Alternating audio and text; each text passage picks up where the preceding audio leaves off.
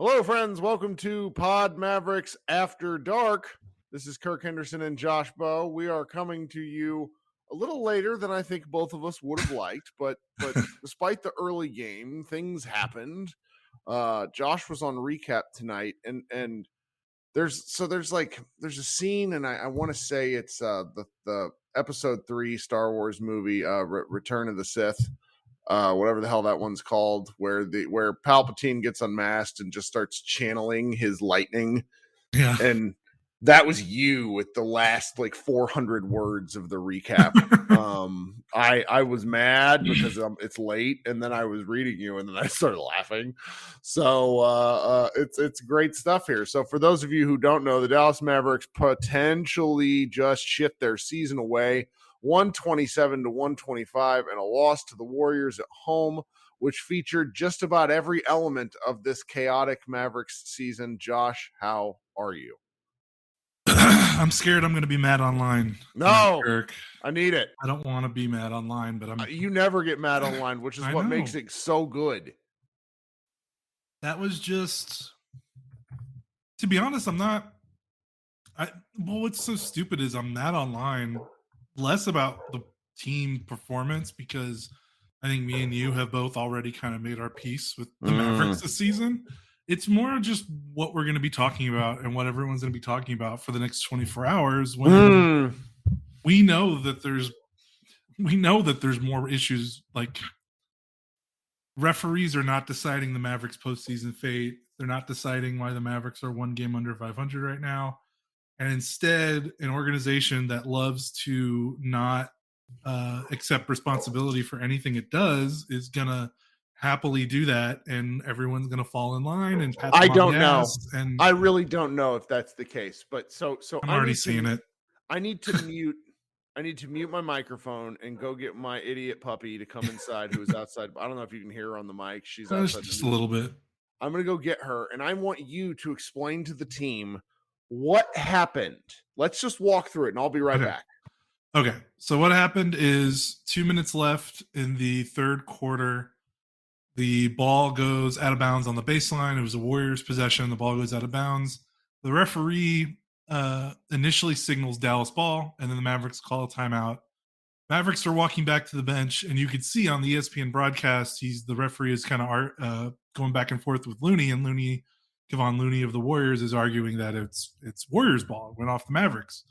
You can see the ref then kind of point back Warriors ball. But at this point, the Mavericks are already, there are no Mavericks near that referee. They're already past mid-court, half-court, and they're walking back to the bench. Go to the commercial break.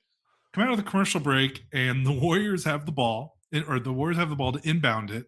There are no Mavericks in the frame, in the TV shot. And the Warriors inbound the ball and get an easy 2 layups.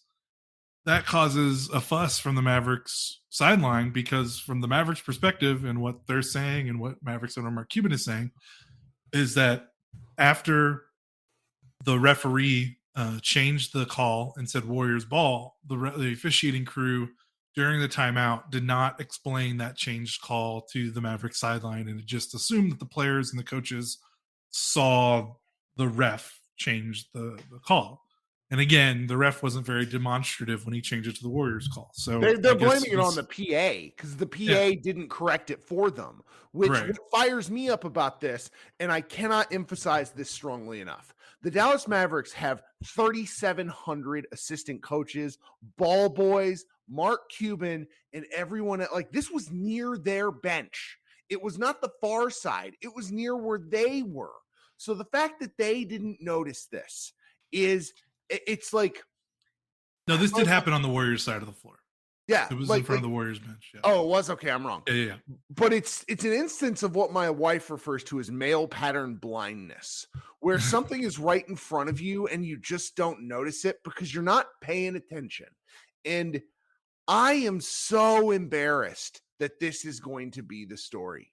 Cuban was a refs guy from 1999 to about 2007, and then he really settled down. He got fined like $3-4 million, just absurd amounts of money. He's going to get fined for this, I think, eventually. The Mavericks are not going to win this protest. No, absolutely not. Because there's nothing to protest. This is I'm mad that I lost. And it's, what did the Warriors shoot at the rim? 27 of 32. I protest that. Okay? Like Steph Curry's game-winning basket was a walk-in layup with no one within a foot of there's so many other things that I would like to talk about, both good and bad, that come from this game, that this is going to be the story. And it will, I really kind of disagree with you that this is going to be the prevail. They're going to try to make it so. And Twitter, we cannot over-index Twitter. I love it as a social media site.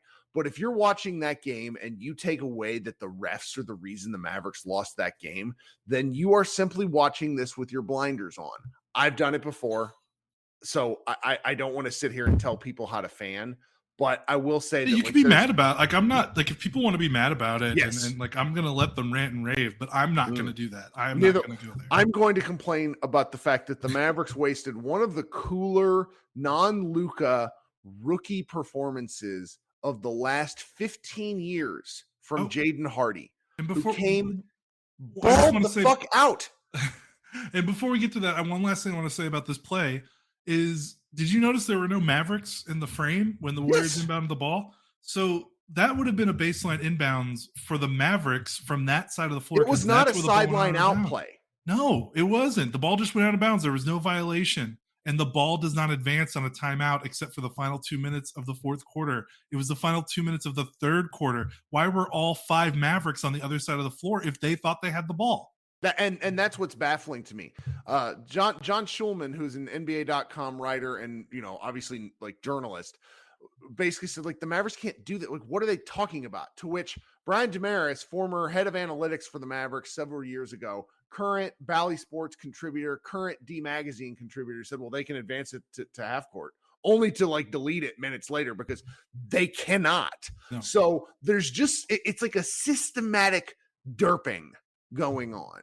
And the excuse level, if it happens this way, will drive me potentially crazy, because the attention to detail in the margins, the little things that help you build a team, that help you win games over the course of the season, is why, and really the lack of attention to it, is why the Mavericks are now sitting under 500.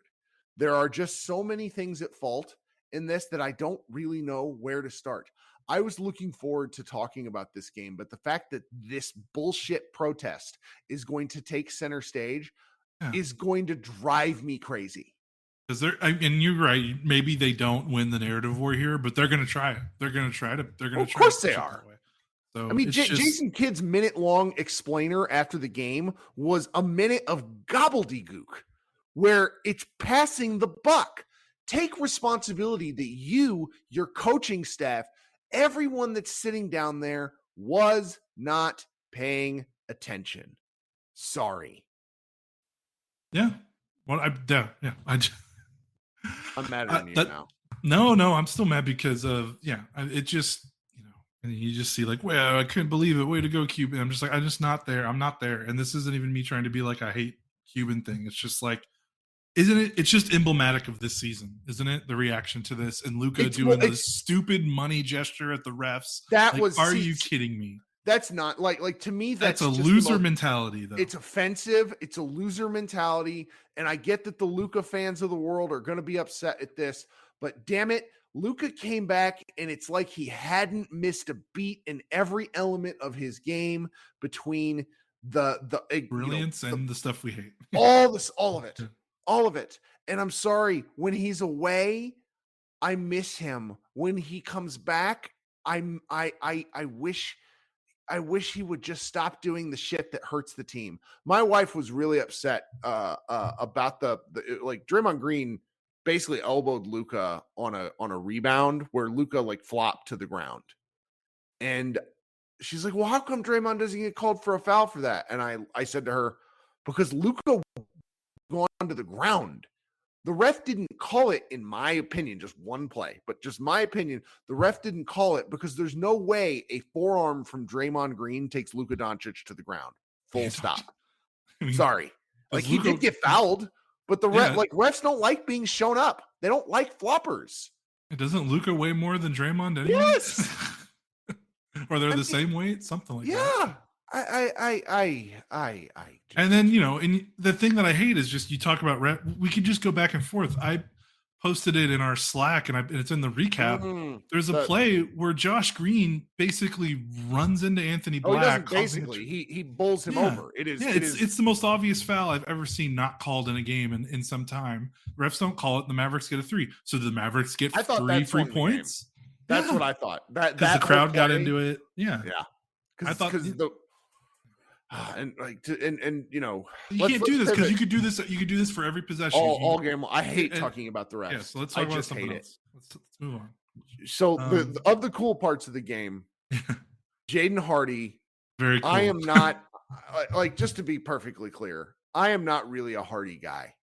Small guards concern me because small guards inevitably in playoff situations get picked on. It's just a fact of life over time. Steph Curry's like the exception, not the rule. But watching Jaden Hardy get minutes with Luka and get off crisp, clean looks and connect on those looks was really, really something. One of the guys that's written for our site, Ian, who rarely writes anymore just because life has gotten in the way. He hangs out. He's just like, do people not remember Marquise Daniels scoring 30 points 3 times in his rookie year? And the answer to that question, Ian, is no. Nobody remembers any of this stuff because most Mavs fans are 20 years ago. It's such a long time ago. It's like bordering on 18 years. So I don't blame anybody for not knowing some of that stuff. But Dennis Smith had some fun moments. Josh Green did not have any fun moments his rookie year. Luka obviously had a ton, but like you bar Luka out because he's Luka. This was really fucking cool. Watching him step into those shots and drive in the lane. I mean, there were a couple of boofs, but the Mavericks had that all game long. Just like there was one pass, I remember like a kick out that hit him in the hands and flew over his head. But I thought he played a pretty good defensive game. Yeah. I was just really pleased. I mean, Hardy, I don't want to I jokingly said he's untouchable because for those who don't remember, against the same Golden State Warriors team, Roddy Bobois hit 9 threes and scored 40 points in a close to end of season game, which basically after that, Mark Cuban labeled Roddy as untouchable in trades. And then Roddy Bobois basically played a season and a half more with the Mavericks before fading away into nothingness. Yeah. But this was cool. This was combo guard stuff. Like, I don't think Jaden Hardy's a point guard. I don't think he's he can make the right pass. He's a scorer. Yeah, that's fine. Is good. Yeah. When you've got a 6'7" point guard, you have a little bit more liberties with how you build a roster, and you can get away with having 6'2" shooting guard because you've got a 6'7" point guard.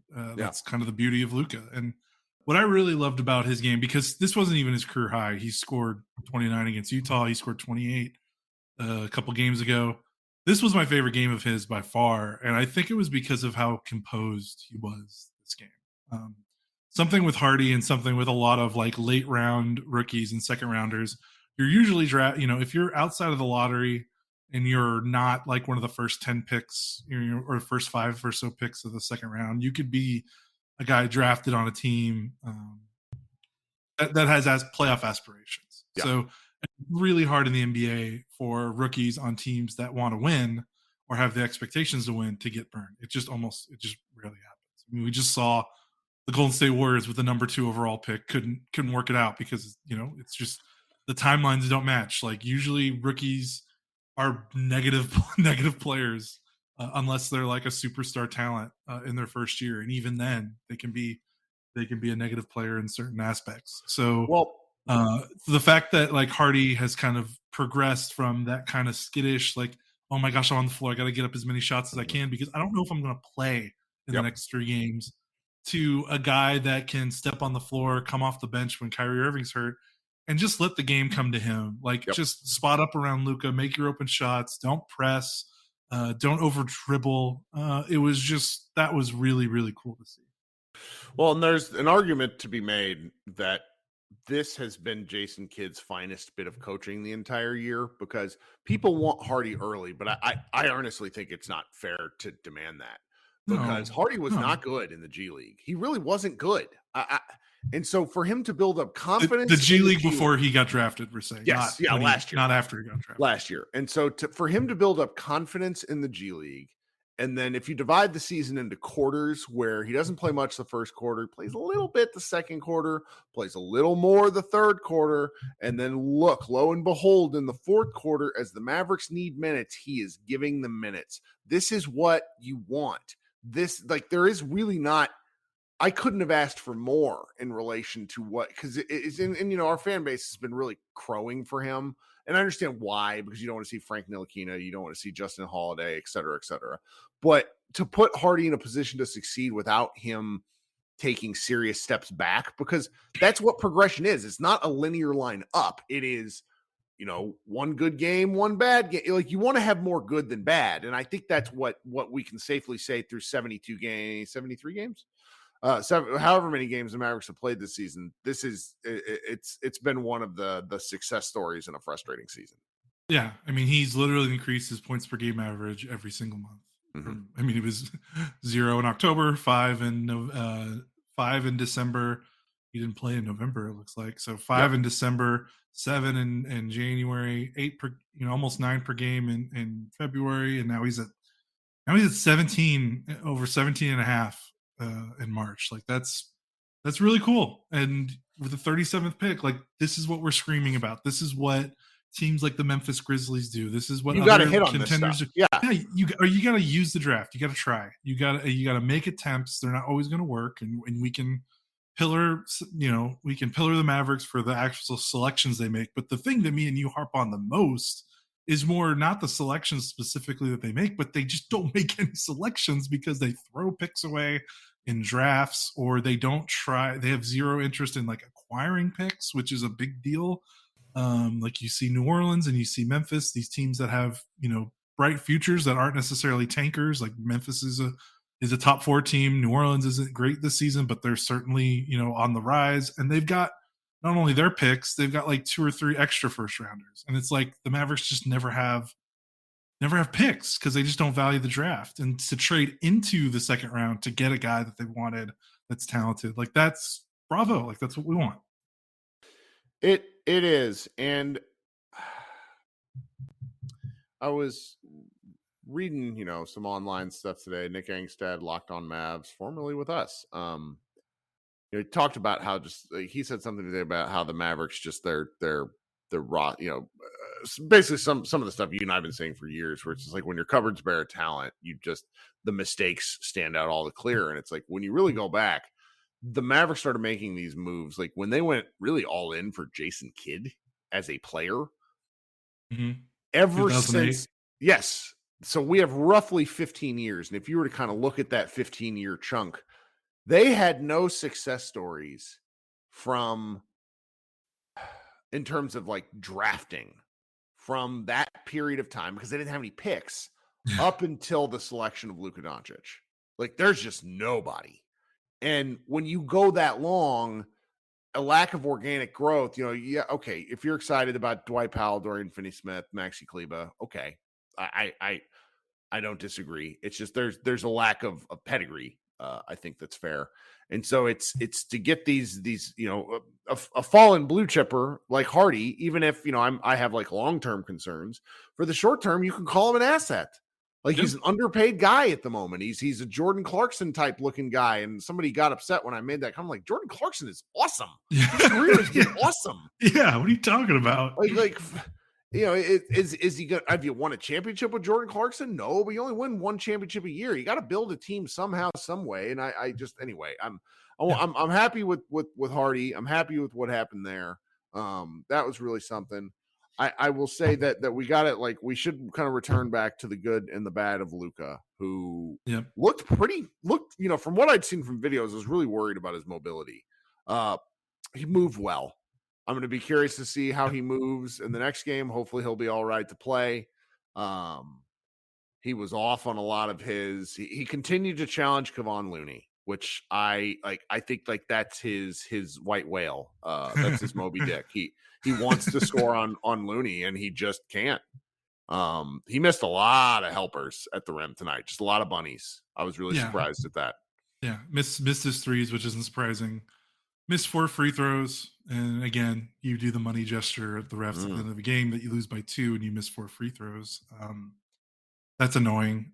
So his scoring wasn't like, I mean, he still ended up with 30 because he's Luka. Like, you could definitely see the rust. What I thought was really, I mean, again, this is going to get drowned out because the Mavericks lost, and then how that they're going to talk about why they lost, the team at least, and it's going to get lost in the headlines. He had 17 assists. This was one of his better floor games I think he's had in a while. And I know he had 5 turnovers, and some of them were not great. But considering the way that the Warriors were doubling him and hounding him up the court, like almost a full court press every time he brought the ball up the floor, he saw the floor really well for a guy that hasn't played basketball in like a week and a half or whatever. Yeah. However it's long been longer than that. It's been a while. He made some. I mean, he had 17 assists. He probably could have had like 25. Like he was incredible. Some of the passes he made, and even like some of the passes he made, like his hockey assists or just his outlets to that move the ball around. Like he had some passes that were just unreal in terms of just like getting the ball where it needed to be. It was perfect. It was one of his best floor games I've seen all season, and it happens when he comes like just. That's the brilliance of this guy. It was incredible. Yeah. But again, then the other part, he missed 4 free throws. His defense was atrocious. So take the good with the bad, I guess. I don't know. Well, he's got to figure out what he wants. If he wants to win, he's going to have to do some things differently. I mean, it's so difficult because he's gotten to where he is in the NBA, which is, ostensibly a top 5 to top 7 player, depending on what your point of view, depending on how he's playing any given week. By living his life how he has, by eating and treating his body how he has, and by showing up and playing how he has, he's going to I've thought about this a lot. I don't know if he wants to be coached. I might be walking back from that declaration. I think he had a lot of that in Europe, and I think he was tired of it. It's really hard when you're a savant, but at a certain point, everything falls back to him. Whether that's fair or not is a completely different story. He has the $200 million contract. That's how it goes. Guy. Right? And it's a chicken or the egg discussion because I mentioned this in the live show. It's worth pitching again here.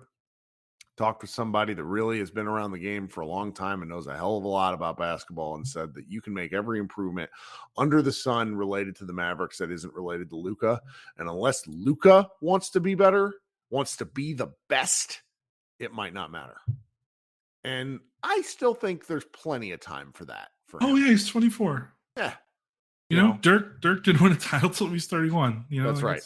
Now whether but the problem is a different. That's where it changes. Because everyone brings up Jordan didn't win till he was 27. Yep. LeBron, and then it's like LeBron didn't win till he was 27. Well, guess what? LeBron didn't win his first title with the Cavs. Like, so that's where the anxious comes up. Like, what if he learns those lessons with a different organization? And then it's like, oh, great, thanks. Yep. So yeah, that sucked. Do you want to talk? Do you want to keep talking about Luka? Or do you want to talk about some other things? I think we can talk about some other things because nobody wants to. Like, I love Luka, but it was just this was everything all in one game, and I wish it would be better. The thing I really want to talk about was, and this is not fair, but because one possession shouldn't define your game, but Christian Wood not wanting the ball on that final offensive possession for the Mavericks, where Luka had to like throw it at the rim, was one of the most upsetting things I've seen him do all year. Do you know what I'm talking about? The one before the Steph layup. So when they were down, I think they were down 1. Yes. They were down by 1. Mm-hmm. Okay. Yeah. And he passed it to Luka with like 2 seconds. And Luka had to do a one-handed. Yeah. Nothing to do. And that was disappointing because he had been making the right play before that. 11 free throws, making 9 of them, making the right pass. 4 assists, only 2 turnovers. He played an outstanding game, but what I'm going to remember is him not wanting the fucking ball. Yeah. He made one layup out of Luka got doubled, and Luka kind of fed him at almost the wing, like maybe like a 15-foot wing area. And he made one layup over a Warrior where it looked like it was going to be like up and down because the 3-on-4 defense was pretty good from the Warriors. And it's just he was in his bag tonight. He was really good, and I cannot believe for a guy who has wanted the spotlight this much that he just passed it up. Yeah. It's not his fault. I'm going to be thinking about it for a while. Well, That's he was all. also bad at the rim. We can talk about. Mm. You want to talk about how the 3 Mavericks big men combined for 11 rebounds, and he had 12 on his own. Sure. Hey, Maxi Kleber played 29 minutes, 4 points, 3 rebounds, no blocks, 1 steal. That was really nice. Like, I don't know what to say anymore. Like, Dwight Powell actually had a nice game. You know, surprise he gets a nice game when Luka comes back because those two are just really good in the pick and roll. But again, it's a layup line, man, and you know it's a combination of the fact that the perimeter players can't stay in front of their guy, and then so you're leaving your big men in these out to dry situations where they know if they step up that there's going to be a guy open behind them to get an easy layup, or they just get scored at through the rim. Like they score through these guys like they're not there. Like I'm sorry, like people put way too much on the Maxi coming back, and some of the stuff that was being talked about, like when he returned, I was just like, man, like. Well, Why? Like, I understand you want to look for hope in some things, but good Lord, the guy is human. Like, but he looks also, like a guy that's missed almost all the season with a hamstring surgery. he's been doing that auto rotate bullshit where he gets the ball on a pass and doesn't even look at the rim. Oh, I know. That's always that's Like always I hate, and it's like, oh, I'm just gonna pass it. It's a predetermined thing for him, and I think it takes away from. He's just not a threat for a guy who had a game-winning layup. He doesn't really look to shoot, and I know, and it's a minor criticism, but it's like if you're going to be a stretch 5, you got to be willing to pull the trigger on some of these on some of these you ball rotations. You can't shoot 3 threes when you're when you're playing 29 minutes of stretch 5. Or he got some good looks, and he just auto rotated the ball. Yeah. And that's why I think we were so shocked he made that Lakers game winner, because he kind of has a little bit of a windup. And I think that goes into why he passes out of shots, because I think he thinks he needs a little bit more time to get his shot up. And it's just like, well, dude, you just made a game winner. It took you 0.3 seconds. Like, what? Maybe they just need to practice. Like he needs to take every jumper. Like there's 0.5 seconds on the clock. I don't know. But that was just, they got obliterated, and it sucked because I thought Reggie Bullock played the best defensive game he's played in like months, all season. Like I thought he did a really admirable job chasing Steph Curry around for basically 40 minutes. Like Steph only shot 18 points. He kind of got it 18 times. He kind of got his numbers at the end of the game. I mean, he made the game sealing layup at the end. But the fact that he only had 20 points on 18 shots, like that's a win. Like he only made 2 3-pointers. Like Bullock ran him off the 3-point line about as well as anyone I've seen run Steph off the 3-point line. And it just sucks that it went all for naught because he ran Steph off the 3-point line and it was just nothing. There was nothing behind Reggie backing him up. It was just cut, dunk, cut, layup, pass. Like it was, I think I saw you talking to someone that it's like, man, the Warriors are getting like open layups off like 2 passes. Like it's just, there was nothing. There was no resistance after the first pass. That's a shame. They wasted that defensive performance by Bullock. They wasted Hardy's incredible, could have been an incredible He shot moment. 43% from 3. This goes back to the article that you wrote yesterday, which you haven't checked it out. 3-point shooting is the only real reason that the Mavericks have been winning games. It is the cheat code for the modern NBA. The Mavericks guys, we got to be clear here. 3-point defense to date on aggregate, no one really understands it. Like it is luck. It is guys are hitting shots or they aren't. The Warriors shot 31% from 3. The Mavericks shot 43% from 3.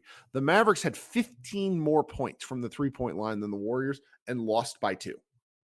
That just shows you how much they got waxed in all other areas of the game. Right. Like if they had, if they shot 35%, which like isn't bad, they lose this game by like 15 points or like 12 points. Like the 3-point shooting. I really thought the Warriors were going to blow the game open, and you kept saying in the middle of the third, you're like, they're going to have a 3-point barrage, which is what happened in the fourth quarter. Yes. Like they made 4 threes in the fourth quarter or 5. Yeah, I mean, and you make your own luck. Like there were good plays. They were hustling. They were getting good looking shots. So it's like, I don't want to, but it's just 15 more points is it matters. Yeah. And it's just like, you look at the Warriors and it's like, how do you not lose a game? Like, how do you not get blown out when you give up 66 points in the paint and you give up 11 offensive rebounds? And it's like, well, you make 5 or 6 more 3-pointers than your opponent. Mavericks made 5 threes in the fourth quarter. And that's what they feasted on for the better part of 2 years. I remember when Kidd came in, he talked about Luka using all the paints and basically described how the team was going to shoot less 3-pointers. It took approximately 2 months for that to go away. And then the Mavericks become like just an iteration of the peak 2020 offense type stuff where it's like, this is all they can do. And it really is. It's all they can do. They have to outshoot teams. And yeah. It's insane because like Kirk, if they are average at defense, if they're average at guarding the rim, if they're average at rebounding, they probably have 40 or 41 wins right now. Like when you consider the shooting, like it's just crazy to think about the fact that they're having one of the better 3-point shooting seasons in NBA history, really. Like if you think about it, I know they're third in total made threes made, but like as I wrote in the article, since February 8th, they're making as many threes per game as the almost the record breaking number from 2021. Yeah, they hit 17 tonight. Yeah. Like it's just like it's nuts. That's why I think people are losing their mind over this team, because it's like, holy crap, if it's like they're the worst, like just don't be the worst at every other part of the game and you could be a really good team. And they just can't do it. Well, and like they still have a path to the playoffs, but you basically said earlier tonight that this was a must-win game. Oh, this one hurt. They have to win the next 3. They have to go 3-0 in the next 3 games. Like they have to. There's no if they go 2-1, like no, they have to go 3-0. They played the Hornets twice and the Pacers. You have to win all 3 of those games, because the next 3 games are road Sixers, road Heat, road Hawks. Like they're out of time, man. Like we've been talking about, like, okay, they just need to go on a run. They just need to go on a run. Well, the runway's running out. Yeah. And for as much as like there's things that you and I and every other Mavs fan would like to be like, you want your takes to be right. Okay, just because that's the fun of arguing about sports. But I think every actual Mavs fan would like winning trumps all of that. Like going to the playoffs is the goal. Winning a championship is the goal. So there's no joy in any of this. There's no joy in the frustration. I mean, we kind of suffer through it together, but I wish they could turn it around, and they've just shown no ability to do so. And it's so sad. Yeah, it is. You can't say any better than that. All right. So, as you guys have noticed, the podcast feed has changed to Pod Maverick. The only one there, I still would like people to let me know if you're not seeing that in the new art in the in your feeds. Google is still not displaying, which I don't understand. There's a few more that aren't, but those, like the bigger podcast platforms, are getting it. The annoying part about all this is like we're probably getting picked up by the end of the week with a brand new network, which means that like we'll have all this stuff taken care of for us. But you and I are going to be trying some new things over the last couple of weeks. Maybe Sunday's game, depending on how our personal lives go, where we can try some new things. Friday night, maybe that game, where we're going to have a couple of different things we would like people to subscribe to if they are willing. This is all happening at a very frustrating time, because if the Mavericks were on an upswing, I think I'd be more enthused about some of the new things we have going. But instead, I'm just like, I don't want to try new stuff. I know it'd be more fun to try new stuff if the team we were covering wasn't such a misery to watch through every single game, which it feels like. Yeah. Like even this game, like if they just lost this game like normally, we'd be like, well, that sucked. But this was like, it was a pretty entertaining game for the most part. I had a great time. Neither team had a big lead. Like it was seriously just back and forth. And then of course they have to have this ref thing, which feels like it just puts a big cloud over all of it. Even, it just makes it harder to appreciate, just the entertainment value of it all, That's right. So we'll be sharing some links and doing, and it'll all come through your podcast feed if you're Yep. listening. We'll probably do something at Mavs Moneyball, but considering our current, we still work at Mavs Moneyball. That's one thing I've gotten a lot of questions about. Basically, they decided to stop supporting our podcast, and so Right. we got permit. The fact that they gave us the feed is actually a miracle. And anytime I feel frustrated, I remember that because they had no obligation to give us the feed, Yeah, they which means own the we Mavs Moneyball IP. So that's right. It's not ours. Now the podcast, they gave it to us. So now it's ours. It went from being theirs to being ours, which is an important thing. We'll be, probably as the summer goes on, we'll probably be, interested in potential like local sponsorships if anybody wants to do that sort of thing. But we'll be talking about that more as the summer goes on. Right now, still Mavs focused. So yes. go to Mavs Moneyball. Read Josh's hilarious and incredible 1,500-word recap. For those of you who may not pay attention to word counts, most of our recaps are half that length, and Josh usually gets annoyed with our writers who do anything over it. And so for the fact that it's great recap. We're going to have other posts. We have something up on the protest. We have a stats post coming. And then we have a couple of posts coming tomorrow, I think, from people who turned stuff in even from this morning. So lots of things at Mavs Moneyball. We really appreciate you hanging out with us, and we will talk with you guys soon. Everybody enjoy the rest of your week, and we will talk with you on Friday. Go Mavs.